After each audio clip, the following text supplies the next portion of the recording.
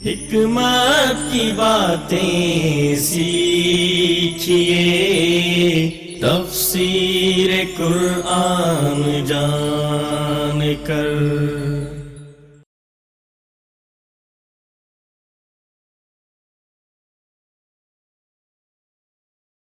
رکوع نمبر 5 ہے، تلاوت سنیں گے ابتدائی آیات کی۔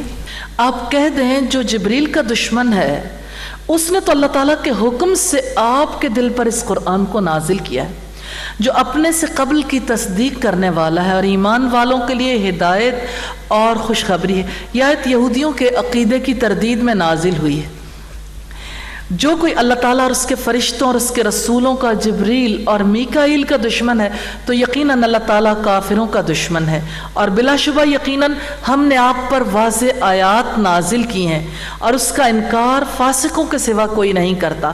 کیا جب کبھی انہوں نے کوئی عہد کیا تو ان میں سے ایک گروہ نے اس کو پھینک دیا، بلکہ ان میں سے اکثر ایمان نہیں رکھتے۔ یہود کی بدعہدی کی وجہ سے اللہ تعالیٰ نے انہیں ایمان لانے کی توفیق نہیں دی، اور جب ان کے پاس اللہ تعالیٰ کی طرف سے کوئی رسول آیا جو اس چیز کے لیے تصدیق کرنے والا ہے جو ان کے پاس ہے، تو ان لوگوں میں سے ایک گروہ نے جنہیں کتاب دی گئی تھی اللہ تعالیٰ کی کتاب کو پشتوں کے پیچھے پھینک دیا، گویا وہ جانتے ہی نہیں۔ بنی اسرائیل کی کتابوں میں نبی صلی اللہ علیہ وسلم کی بشارت موجود تھی، جو آپ صلی اللہ علیہ وسلم پر ایمان نہ لا کر در حقیقت اپنی کتاب کو چھوڑ رہے ہیں۔ دراصل اس کتاب سے بے رغبتی نہیں ہے، دراصل اللہ کے حکم سے بے رغبتی ہے، اور وہ اس چیز کے پیچھے لگ گئے جسے شیاطین سلیمان کی بادشاہت میں پڑھا کرتے تھے۔ اور سلیمان نے کفر نہیں کیا لیکن شیاطین نے کفر کیا۔ وہ لوگوں کو جادو سکھاتے تھے جو بابل میں 2 فرشتوں ہاروت اور ماروت پر نازل کیا گیا، حالانکہ وہ دونوں کسی ایک کو نہیں سکھاتے تھے جب تک وہ یہ نہ کہہ دیتے کہ یقیناً ہم آزمائش ہیں، چنانچہ تم کفر نہ کرو۔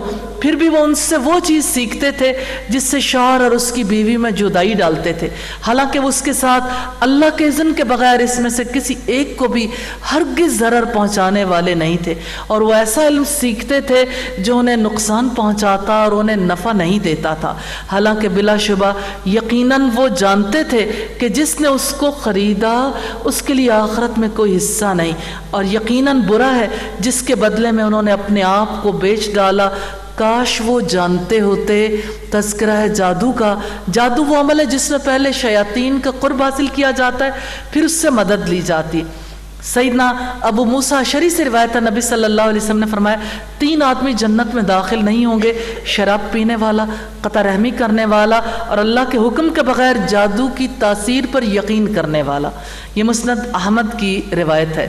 اور جادوگر کاہن کے پاس جانے والا اس شریعت کا انکار کرتا ہے جو محمد صلی اللہ علیہ وسلم لے کر آئے۔ ابن ماجہ میں یہ 639 نمبر پر رسول اللہ صلی اللہ علیہ وسلم سے مروی روایت ہے۔ اور اگر وہ ایمان لاتے اور تقوی اختیار کرتے تو اللہ تعالیٰ کی جانب سے یقیناً بہتر ثواب ملتا۔ کاش وہ جانتے ہوتے، کاش انہیں پتا ہوتا جادو کے کلام سے اللہ کا کلام افضل ہے۔ انہوں نے اللہ کا کلام چھوڑا تو پھر ایسے کلام کو انہوں نے اپنا لیا جو زندگی میں زہر گھولنے والا، زندگیوں کو آگ لگانے والا تھا۔ آج بھی ہماری سوسائٹی میں اسی طرح سے اللہ کے کلام کو چھوڑ کر جادو پر یقین کا سلسلہ جاری ہے۔ جادو پر وہ یقین رکھتا ہے جو اللہ کے اذن کے بغیر اس کی تاثیر کو مانتا ہے، یعنی جادو ہو جاتا ہے، اس میں کوئی شک نہیں، لیکن اللہ کی اجازت کے بغیر کوئی چیز کسی کو نقصان نہیں دے سکتی۔ یہ مومن کا ایمان ہونا چاہیے۔